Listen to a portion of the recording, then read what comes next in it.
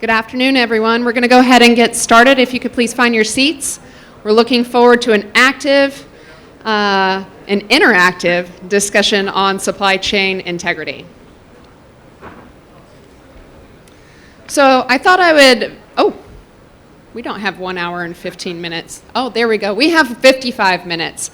So I thought I would start us off with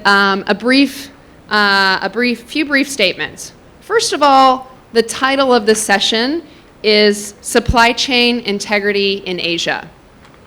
And I'd like to start off with the moderator's privilege of entirely debunking the idea of the title of this session. Ultimately, the supply chain that we're dealing with is a global supply chain.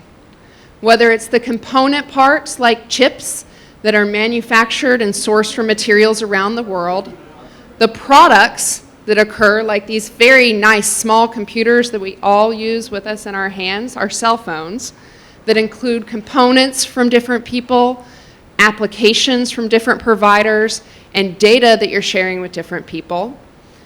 Or ultimately the services environment, where you start to see that services are integrated into different people's operation, whether it's cloud-based services or security services. Increasingly, organizations are leveraging different vendors to provide services in their environment, and they come from different places around the world. It is a global supply chain. Second of all, I thought I'd very briefly talk about what the life cycle of technology looks like. One of the things that is really awesome about being at CyFy is that we're interacting here with a multi-stakeholder community. But as I've talked with many of the representatives here, there aren't a ton who have built technology.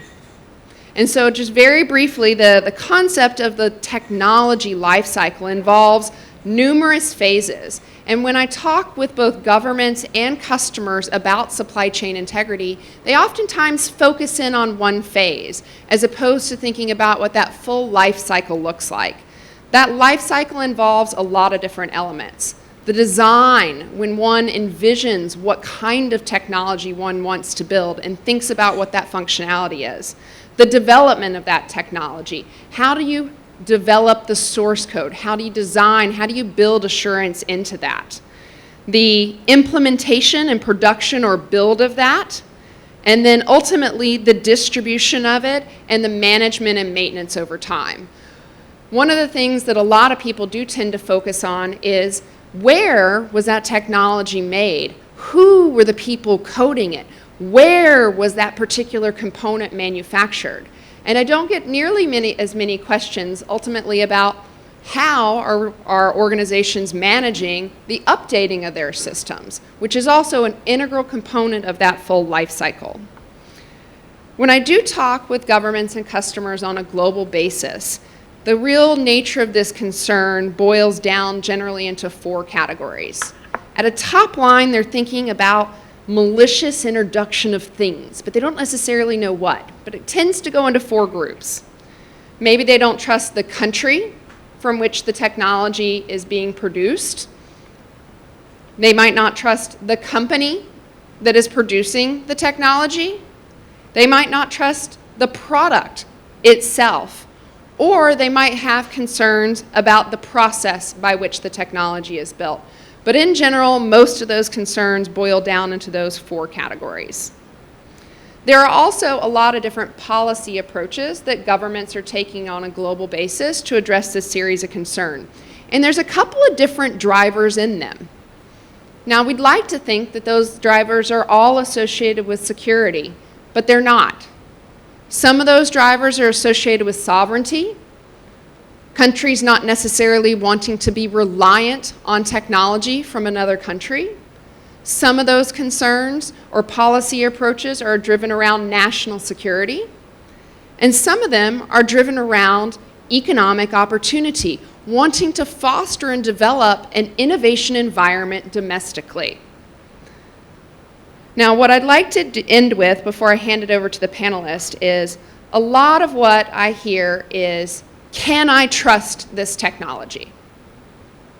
And I would challenge both the room and the panelists not to think about trust as an absolute. what I would encourage people to think about is what is sufficiently trustworthy. And that changes based on the risk environment in which the technology is being integrated. I always like to say, the level of trust you need for something that's going to be used for nuclear command and control, probably a little bit different than the level of trust that you're going to need in something that is controlling the personal air conditioning at my house. So I challenge us to think about risk management and what is sufficiently trustworthy as we move forward with this conversation. We're going to go through a series of opening statements from the panelists. Then I'm going to go forward with a series of questions and then hand it over to you all for questions at the end. First, to kick it off is Sanjay to provide a perspective from the Indian government, but also having worked in the private sector. Sanjay, over to you. Good afternoon. Thank you, Angela.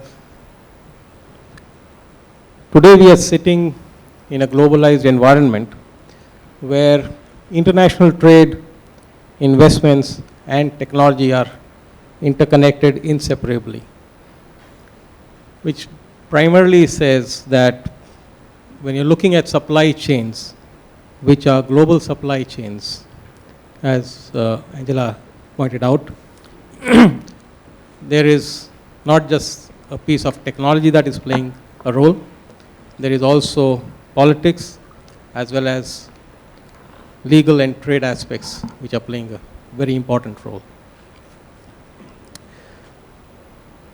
Supply chain operations are, at the end of the day, dependent on business maturity and trust between two parties. And when you look at trust, which Angela has been mentioning about, it is the willingness to take risk. So cybersecurity risk management within the supply chain is essentially an issue of trust.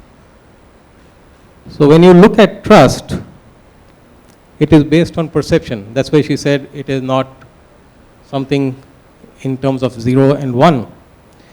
And it can be broken down to 3 dimensions. The perception of competence.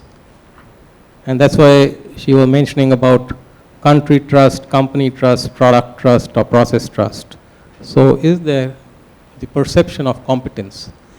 You also have perception of goodwill and the perception of behavior. So if you look at these 3 perceptions, how do you start integrating these into your supply chain? Because when you're looking at the supply chain, it is a network of interconnected nodes. And these nodes, or relationship between these nodes, is bound to be asymmetrical because there is no center. And since it is asymmetrical, the question is not about the stability of the network, but about the inclusion or exclusion in the network. So if there are people who are going to be introducing malware, backdoors, etc., ultimately the network will exclude them. So it is very important that we clearly understand and develop this maturity. And we need to come to some common understanding of this maturity and how do you move forward. Because there is a challenge in terms of a common risk vocabulary. There is a challenge in terms of sharing information across the supply chain. There is a challenge in terms of non-existent resilience strategies. And there is also no agreed metrics across the supply chain today. When you look at this trust, what is happening today across the supply chain between governments or private parties or users and vendors, it's more of a calculus-based trust where there are penalties and rewards. But how do you start going forward to a knowledge-based trust?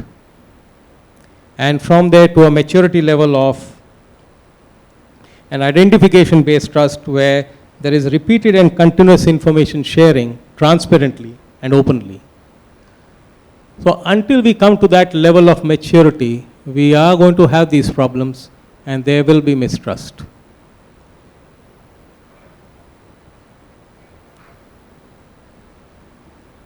there is a need for a very strong governance mechanism when you're looking at this supply chain. Because if you do not have a strong governance mechanism, there will be a challenge of controlling and accepting the sort of quality that you are demanding.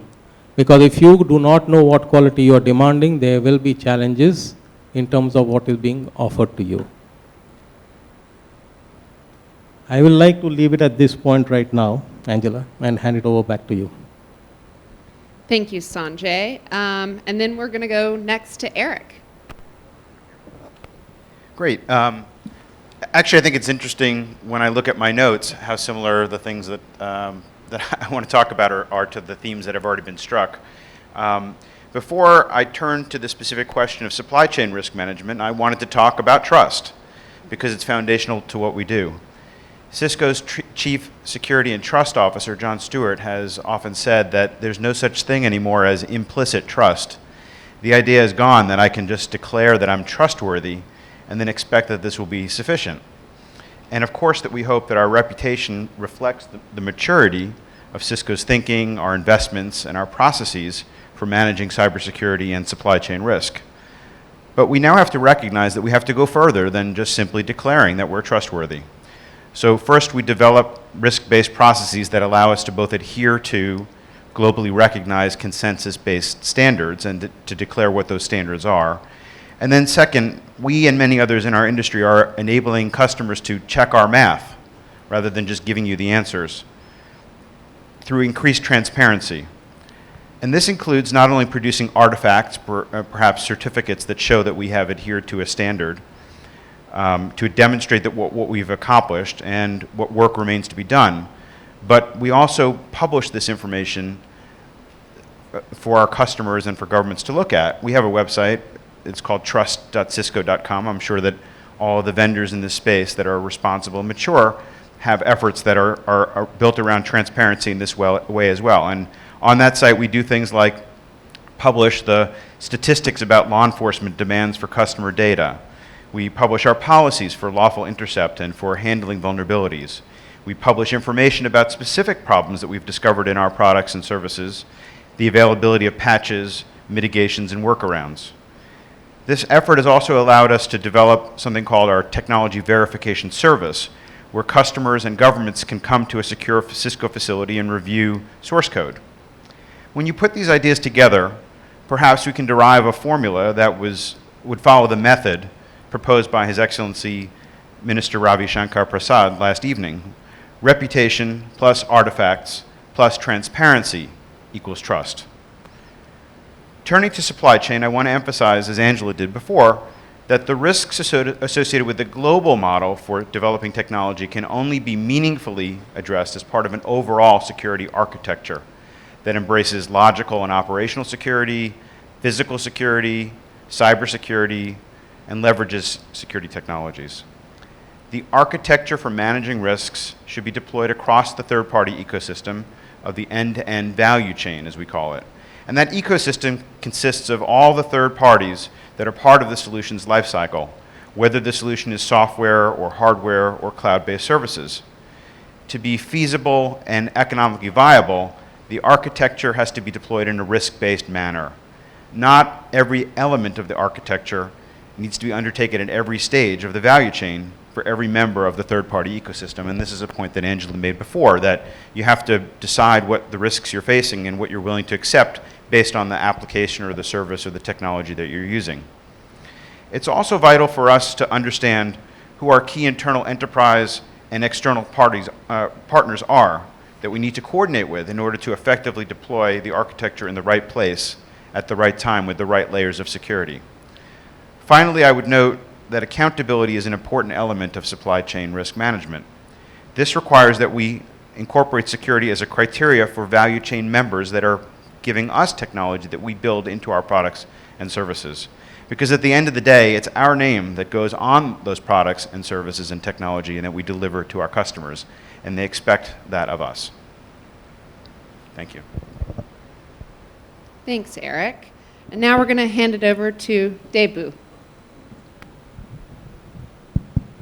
First of all, good afternoon to all of you. It is being always pleasure to be part of Angela in your panel.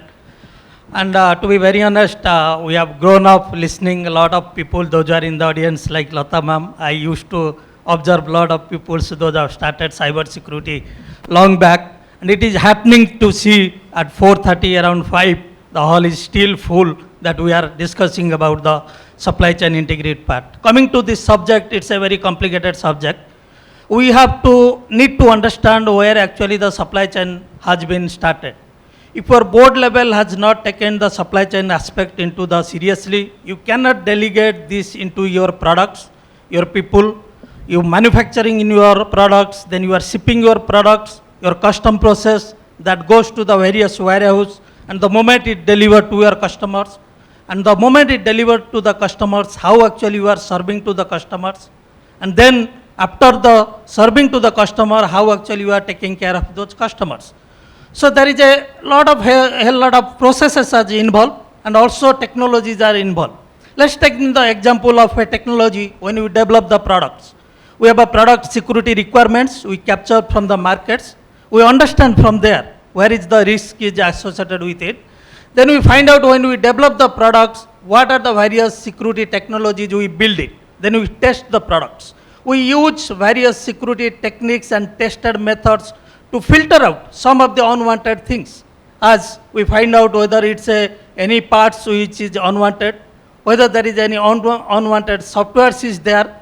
So there are specific tools need to be used for specific aspects to remove these kind of unauthorized things which will create a value chain disruption during the supply chain processes.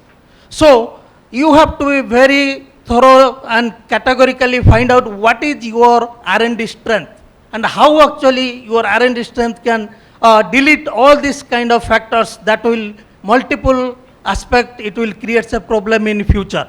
The moment you will find out these things you will taken care, then it comes to your warehouse. You deliver those processes. It goes to your customers. When it goes to your customers, the customer uses those kind of supply chain parts. Then they will find out, after I use it, my engineers goes there and they will find out whether they have taken the adequate measures when they touch that kind of part in the customer network. When I bring back one card from the customer network, what kind of data I am taking back? Is there any processes involve all this? So what I want to give a little bit thing is that there is a no standard security baseline for supply chain processes in internationally recognized till now. So in Huawei, we have taken a lead role in combination with some companies that we published a paper called as Supply Chain Integrity, how actually you can take it. So we have uploaded this paper we have been published recently. We asked all the stakeholders, please come out and have a common set of understanding between us, how actually we'll take care of those supply chain integrity part into account. So that gives a state of mind to the people, those whom we are dealing. I will come to a part of like the transparency and the way actually we are dealing with the, especially in the governments. There actually the human resource plays an important role. How great my product is, that does not matter. If I am not going to the government office, explaining them clearly what are the processes, policies, the transparency, what actually that we follow, that will build the measure and the steps that how actually the risk level can be reduced. What is the acceptable risk to my counterparts, whether it's a government or I am taking open source software or I am taking other parties, onboarding them, third parties.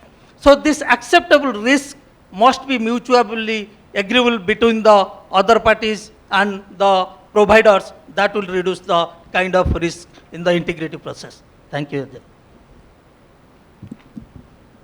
Thank you, Debu. So now we're going to hand it over to Sean. First, I'd like to thank ORF and CyFy sponsors. It's great to be back in India and a chance to participate in this event. Those of you who know me, up until May of this year, I was leading cyber threat analysis and strategic forecasting in that area for the U.S. intelligence community. So I'm going to give my opening remarks from that perspective, looking ahead to supply chain concerns and the questions in the program about how it would affect integration of digital economies for economic development, meaning possibly common standards and protocols, and then security architectures for physical and virtual supply chains. When I think about integration, I think of the word interoperability, and that takes three forms. The first is physical connectivity. We're living in a world where almost no country wants to be physically disconnected, so I really don't consider that an obstacle to interoperability going forward. I then think about technical functionality. These are the standards and protocols which will allow information to transit borders. Think about, whether the rail gauges of different nations permitted rail cars of goods in previous centuries to pass over borders. The questions are we all going to be using common protocols and standards that will permit information, virtual goods and commodities, to be passing across sovereign jurisdictional borders? I don't think that's going to be a challenge going forward either, because I think there are commercial interface solutions being provided to do all those transitions as desired. So even if you have different standards being used in different countries, the different rail gauges, someone is going to be producing that roundhouse in the rail yard so that the goods can find a way to pass nearly seamlessly, a small transaction cost, if you will. But I think there are commercial solutions there. Then we get to the concept of economic and political regulation. This is the equivalent of sovereign governments putting up passport control booths and customs houses. And I think that's where the real challenge is going to be. I think the possibilities for actual fragmentation or division within the internet at a technical level are very low. But I think the sovereign created fragmentation, the risk of high transaction costs, is going to increase. And in fact, in the US Director of National Intelligence's worldwide threat assessment testimony to Congress from February of this year, he made the following statement: "We assess that many countries will implement new laws and technologies to censor information, decrease online anonymity, and localize data within their national borders. Although these regulations will restrict freedoms online and increase the operating costs for companies, they will probably not introduce obstacles that threaten the functionality of the internet." So at a global systemic level, I think that's the challenge to be considered. What about those supply chains for the products themselves that some of our colleagues have talked about? As a cyber threat analyst, I would approach it a little differently, because obviously I'm not on the manufacturing or the provision side. And I've been spending a lot of time in Silicon Valley recently, where the discussion on supply chain isn't just about the technologies.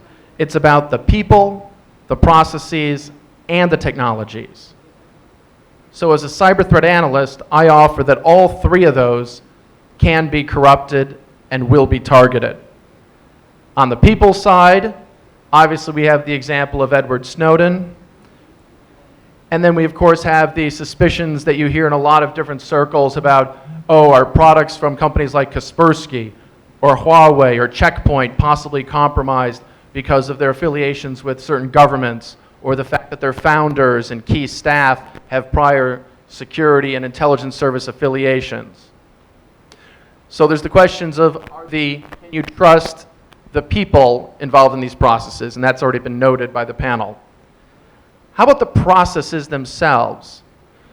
Particularly disturbing to me was Symantec's report that it dubbed by the name Dragonfly, where several Western industrial control systems providers actually had their own software databases corrupted, where the updates they were using for their customers, who the customers could go to their source and download updates, were corrupted at the source, meaning you received a supply chain compromise from your vendor unwittingly and unwitting to that vendor itself.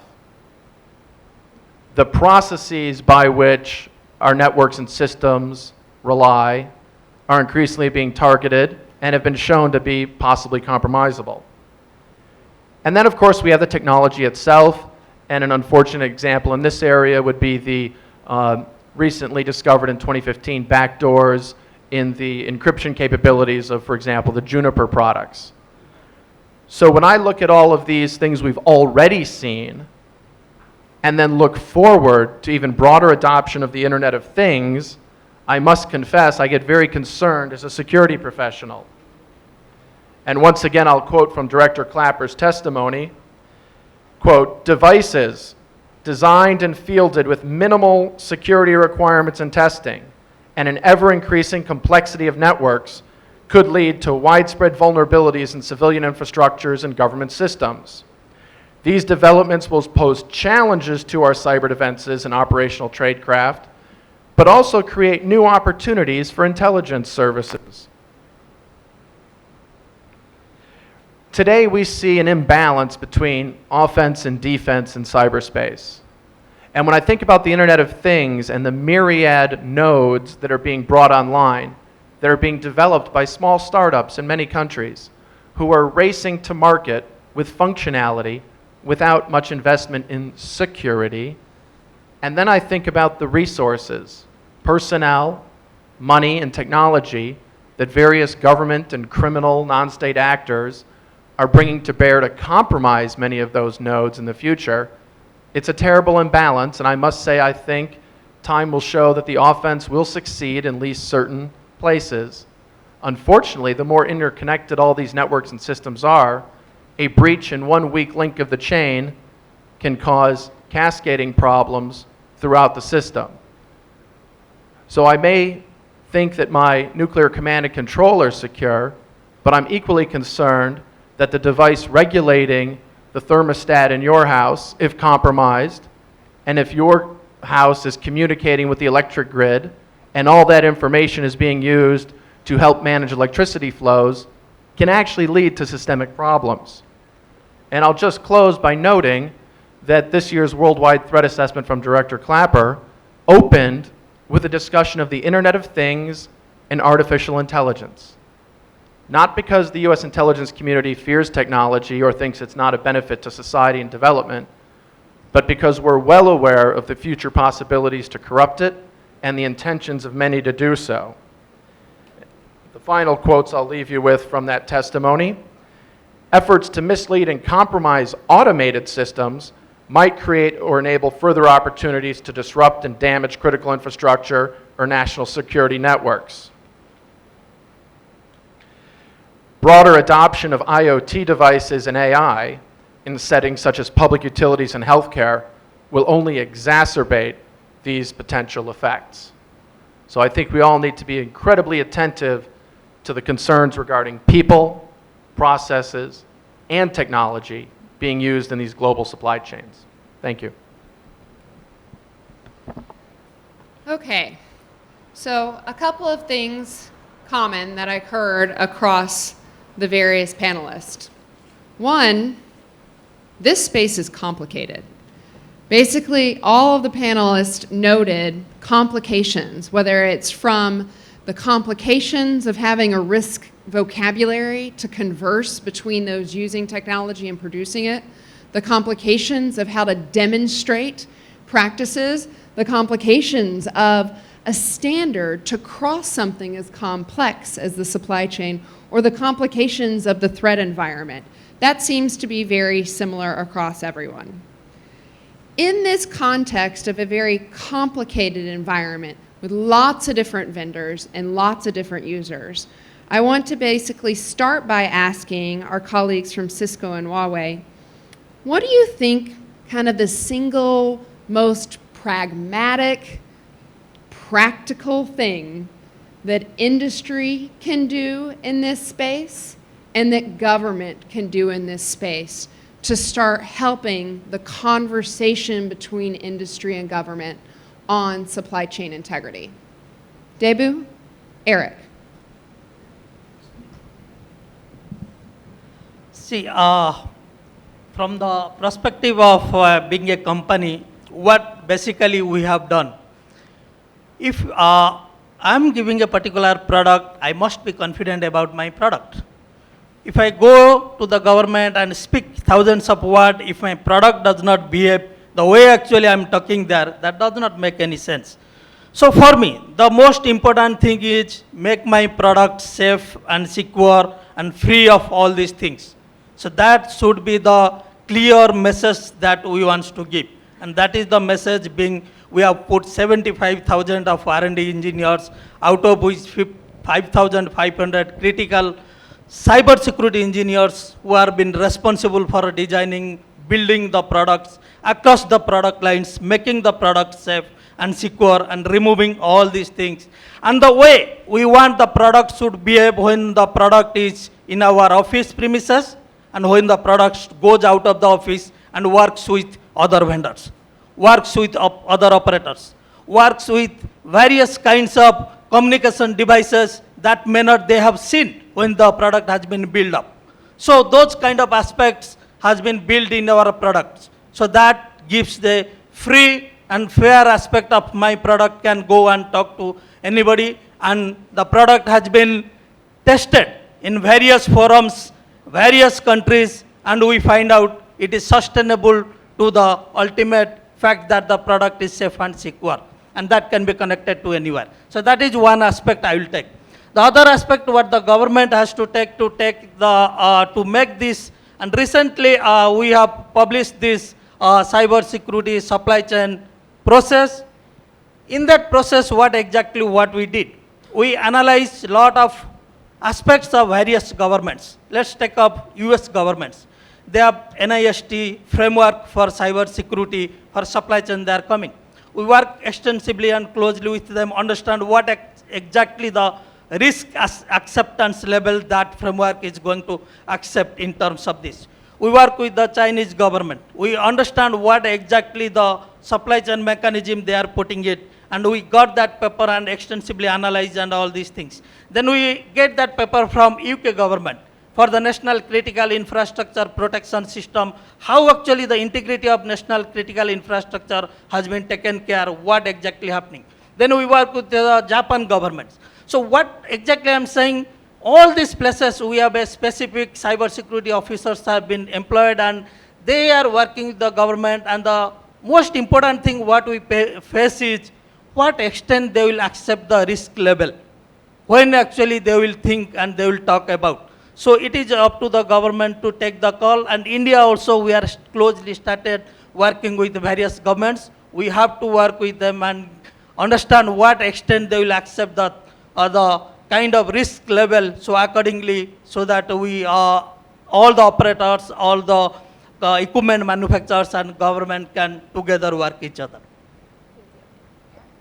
Well, I think my comments are actually fairly similar, which is that we need, on our end, to have, as Sean noted, people, processes, and technology to allow us to manage risk throughout the life cycle of our products, from design through development to through delivery, maintenance, end of life.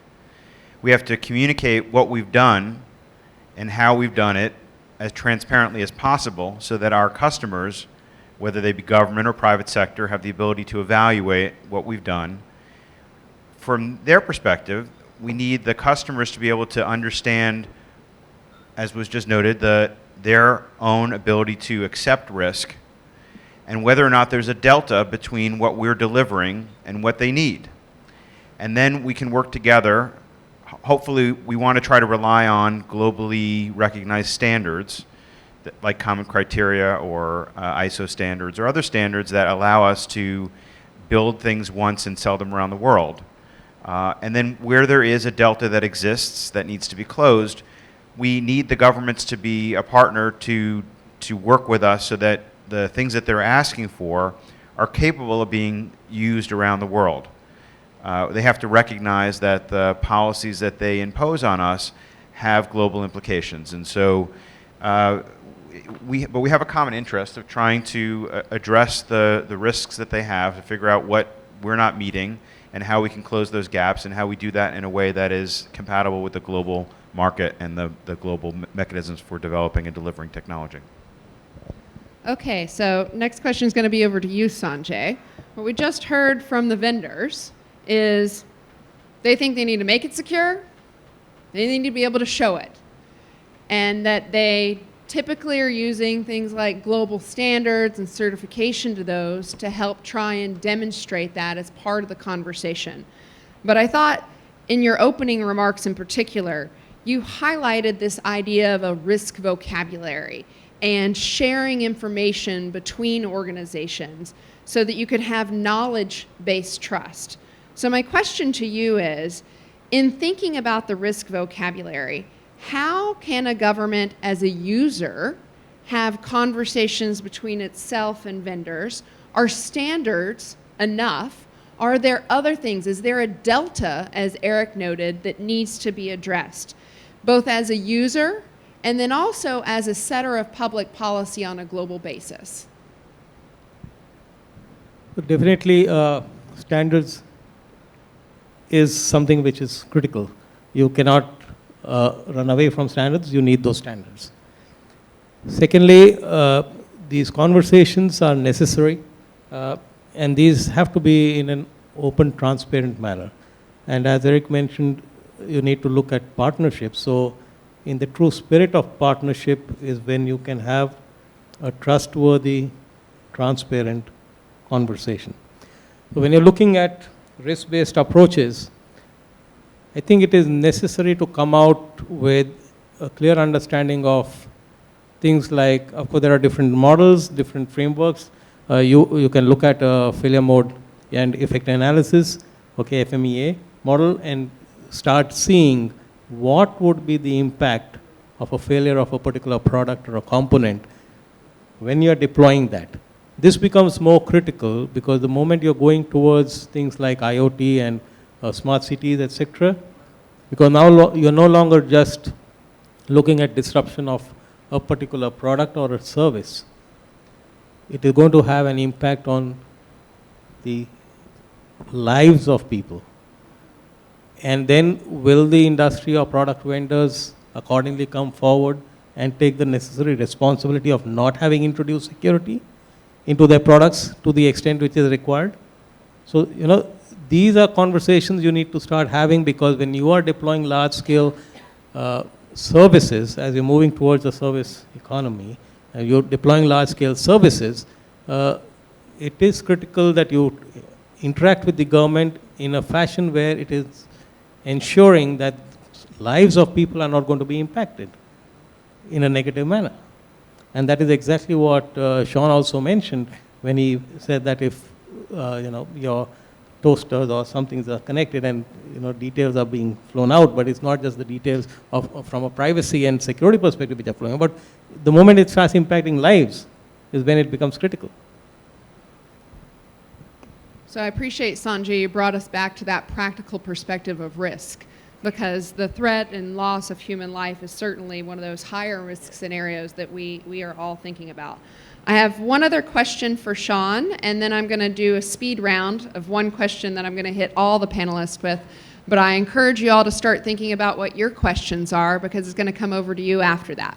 So for Sean, you were talking about some of the future challenges, the moment when my air conditioner starts to address the overall electric power system. So what I wanted to ask you is basically, how are some of the changes that are going on in the technology landscape, the increased use of open source software, the increasing number of companies that are not technology companies building technology? One of my favorite examples here is I was at an event and they were talking about the Barbie that can learn to talk, and she got personified in a way that she was carrying out national security threats. It was a great image in my head. But basically Mattel building technology. And as I noted in the beginning, this interdependent world of services where organizations are leveraging third-party services, technology services, for the future. How is that going to change the risk landscape,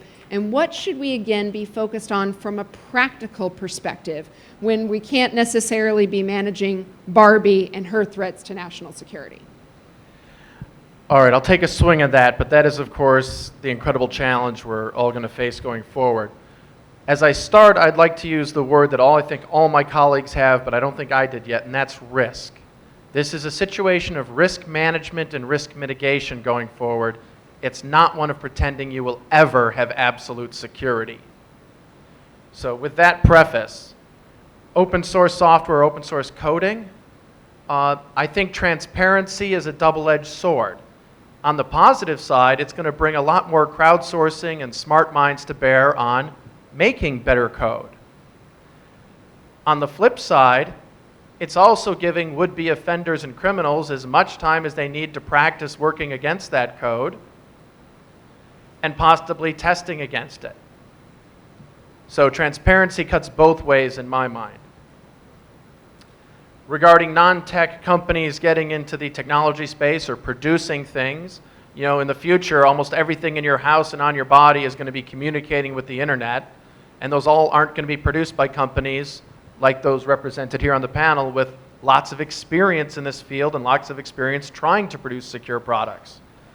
So, speaking in my personal capacity as one analyst, I'd say non-tech companies coming to the space and racing to market with functional products, they'll probably be behind the curve on security side, I fear.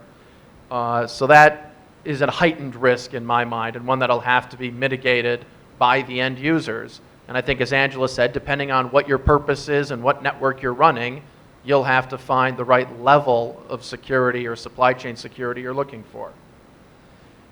I think the last one you mentioned was interdependence in cloud and general services. Once again, I'll just tell you how I think about it, because I don't have the answer, because the answer is going to be enterprise dependent. When you go to those services, you are outsourcing your security. You're outsourcing personnel security, you're outsourcing information security, you're outsourcing critical infrastructure protection if you're possibly using services that are hosted in another nation. You are dependent on the physical security of its electric grid, if that's where you're storing your data. So a way to think about it, and I'm going to put the responsibility back on the purchaser or the user to do their due diligence, to figure out what their risk tolerance is, to have their CISO go look at the public utilities that their cloud-based provider is relying upon. So if those of you familiar with the counterterrorism world, in the banking sector, you know there were rules in the US and elsewhere that we tagged, know your customer. You had to know who was using your bank for financial transactions. Well, I'm going to flip it, and I'm going to say know your provider. The obligation is going to be on your chief security officer and your chief strategy officer to do their homework and know whose hands they're putting your enterprise value in. Eric, you had a follow-up. Yeah, I mean, I think one of the interesting things in this space is that really everybody is now developing technology that ends up being connected. And you know, I'm a little bit of an enthusiast for smart home technology, and it allows you actually to connect devices up that never had any connectivity originally. And so I have really dumb appliances that have now been sort of brought to life by connecting them to other devices that have that kind of intelligence. And as you noted, you know, there are companies that have no experience in the space of developing technology, or they're much newer to it than companies that have been in this market for as many years as Cisco and others on this panel. Airlines, automobile manufacturers. Some of the technology is, as I noted, built by companies that are newly in this space. Some of them are developed, you know, in a way that they were never intended to be connected. Some products and services are designed with operating systems where there's a very short end of life, and then there's nobody to maintain them. And so these are all really interesting challenges. I think we may make reasonable decisions.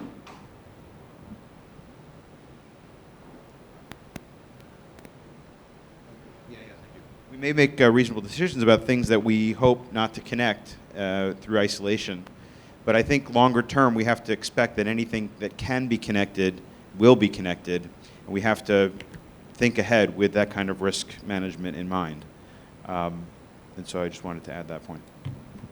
Thank you. And if you have a question, please go ahead and stand up to a microphone. I'm going to give one last question, and any of the panelists, excuse me, any of the panelists are encouraged to respond to this. I think one of the things that has become very clear is the companies are focused on risk management, the government is focused on risk management, but as we move into this increasingly complex world, it's going to become more difficult. there are going to be either failures or challenges, vulnerabilities along the supply chain that present risk. And so my question to the panelists is going to be about resilience.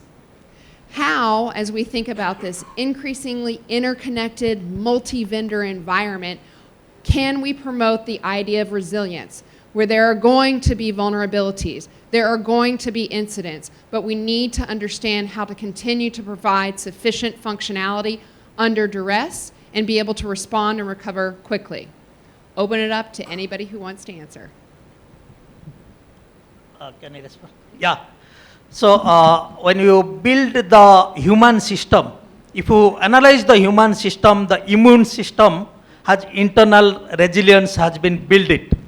When the human grows, you will find out that immune system build the resilience from year to year, the moment the human being grows. Similarly, that kind of concept has been introduced some of our products that will be used in the high-end areas. How actually the immune system in the product, which are the code, basic code which is operates for my products, and the interfaces, those are modules, and the modules, those will interact in the outside world. How actually the immune system in the product grows and provides the resilience. So that's actually one of the greatest, and I like Angela made this question very efficient. We have to think down the line 10 years. How actually we develop this kind of products which have inherent resilience and we can defeat lot of attacks which will come into our products. As human being system, immune system defeats lot of diseases whenever it comes. So those kind of concepts are coming, and artificial intelligence, AR algorithms, a lot of things, and business analytics and intelligence analytics tools, and a lot of cryptographic applications algorithms. Not cryptographic algorithms, because whenever these systems will interact, they will not interact with the normal algorithms. They will interact with the lot of specific crypto algorithms. And mind it, those algorithms are not special like RS algorithms will run your products. Those algorithms will be application specific, distributed in many modules. So that algorithms need to be protect your products and create the resilience so that your product can withstand various kinds of attacks. Thank you. When I think about resilience, I think about this notion of having layers in your defense in depth.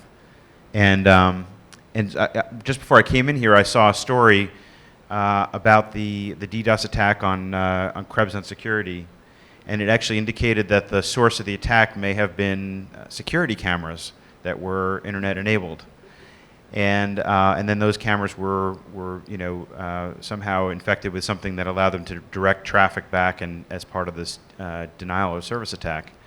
And so if you think about that from the perspective of resilience, and you think about how the limitations that I spoke about before, how about some of the technologies were not designed to be connected or not supported after a certain period of time, one of the things that may be important to think about is to have another layer in the stack that looks for those sorts of problems. And so maybe the network can be a way of trying to manage some of the risk that's associated with endpoint devices that are not sufficiently updated or protected. When I think about resilience, two other words come to mind: redundancy and convergence. Any military strategist or systems engineer will encourage you to avoid single points of failure.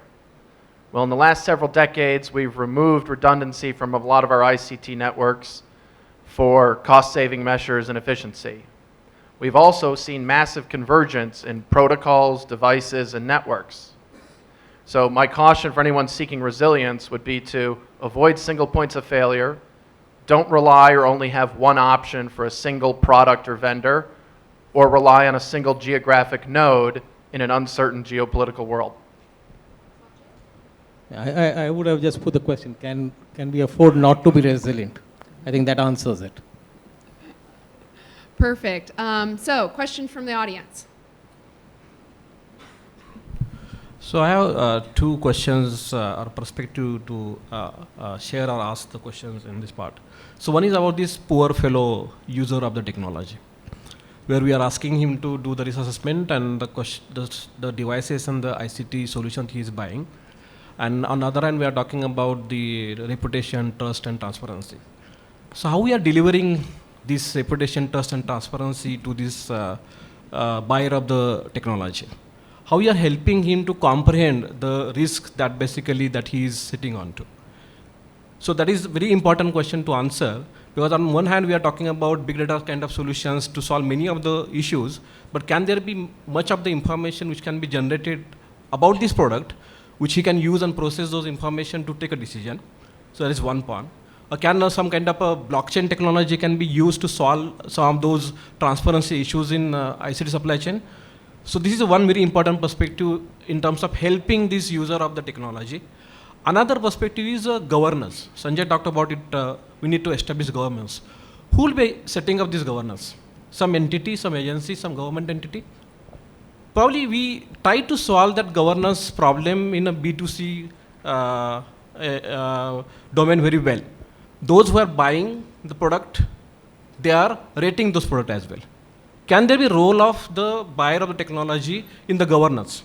Can we just remove those kind of a heavy-handed, bulky mechanism of governance and give that control back to the user of technology and his role in terms of governing the overall product security? So these are two important parts that I want to tell here, and probably I want to pose the question to the panelists. I also want to make a third point, which is primarily, there are some other areas, like for example, environmental footprint transparency. For some of the products, some of the users, they can just look at the product and they can try to look at what are the environmental footprint of this product, where exactly it has source, how exactly it has come. So there is a problem that has been solved for the environmental side. There is a diamond industry which has also created certification for looking at the overall supply chain and overall mining to the buying of the diamond at the digital place. So how can we look at this problem and a solution in different perspective than an existing solution that we are trying to look at? Okay, so at least two questions that I heard. One was kind of about the implications and use of technology to help manage reputation, trust, and transparency concerns, specifically blockchain. I'm looking forward to the panelist answers. I have one myself. And then also at least a second question around governance, both governance inside of organizations and governance by the government, and then between. Yeah. So non-directed, So I think actually that the answers are related, which is that when we engage in the development of the processes to manage risk, and then when we're transparent about what we've done, then that enables a two-way conversation between the vendors and the buyers or users of technologies. And then that comes back to the point I made before about the delta. The customers can come back and say, hey, I don't understand what you've done here, or what you've done here is not sufficient, and I need you to do more to demonstrate that what you're delivering to me is trustworthy or operates in the way that you've described it. And we may have a back and forth where we discuss what's the best way for me to demonstrate to you that the product operates in the way that's been described. That's where the governance piece of this comes in. Blockchain may be a technology that is helpful for trying to demonstrate the provenance of something or who has handled it and things like that. But that's going to be part of that back and forth dialogue. And I think the government will be, as a user of technology and as a regulator of many of our customers who buy technologies from us, an important partner in that. But I wouldn't say that this should be something that's driven by governments. It should be driven by governance that's developed through a multi-stakeholder conversation with everybody who's at the table. Anyone else want to jump in? So I mentioned also about perception of behavior. So when you look at it because you said for the poor man, what does he do? The perception of behavior of vendors or providers of technology or services in terms of how their processes and how their people are going to behave for the common user will create their perception of behavior. And if that is a good perception, that is one way of saying this is how I can create trust, and he can understand what some trust is, because going into technical details will not have much of value for the poor fellow. The other thing you talked about is how can governance be pushed to the lowest level. Pushing governance to the lowest level, while governance at different other levels is fair enough, but going to the individual level, the only mechanism that could be there would be a mechanism of developing metrics which can be looked at transparently, individually, people can keep updating and saying this is what the metrics are looking like, and then take an informed decision. Just since we have only 6 seconds left, so my answer is very quick. EWI, along with all the stakeholders, they have recently, just 2 days back, exactly the question you put, they have published this report, I have this report. What should be the criteria that end user, common man, buyers, government should follow in the supply chain integrity processes? So I could have elaborated, but the time is up, so maybe I can forward this. So that will be better. Thank you. So I will just, unfortunately, we have to conclude, but I will just conclude with the following remarks. Every single one of the panelists, including myself, talked about trust. And I think that there are technical things that can be done to improve trust, operational things that can be done to improve trust, architectural things, transparency elements. But I've been involved in cybersecurity almost 12 years. And what I would say is I don't have concerns about whether or not we are going to need to continue to have these conversations. Supply chain risk management and supply chain integrity is a complex problem, and it is only getting more complex as the threat landscape increases and technology does. So I look forward to having continued conversations among vendor, government, and experts, and to involving you in it. Thank you guys, and please join me in thanking the panelists.